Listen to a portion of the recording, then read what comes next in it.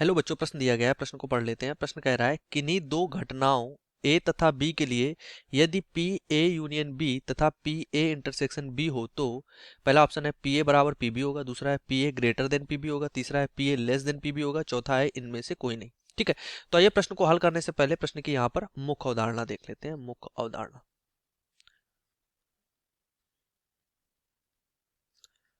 इस प्रश्न से संबंधित जो इसकी मुख्य अवधारणा बनती है, अगर उसकी हम बात कर लें तो हमें अगर देखें यहाँ से तो हम जानते हैं कि अगर हम पी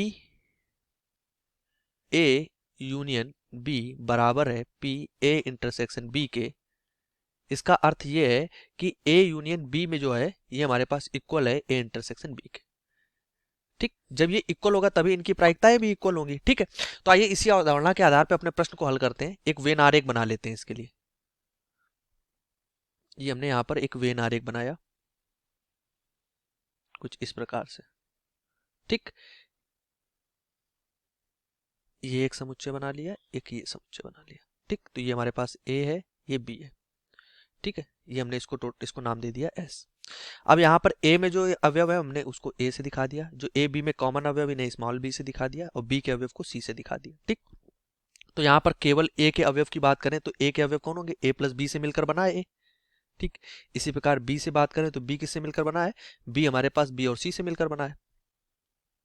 ठीक, अब ए इंटरसेक्शन बी की अगर बात करें, ए इंटरसेक्शन बी किससे मिलकर बना है? ए इंटरसेक्शन में कॉमन कौन सा है? बी कॉमन है केवल। और ए यूनियन बी की बात करें अगर, तो ये क्या है? ए प्लस बी प्लस सी है। ठीक, तीनों से मिलकर बना है।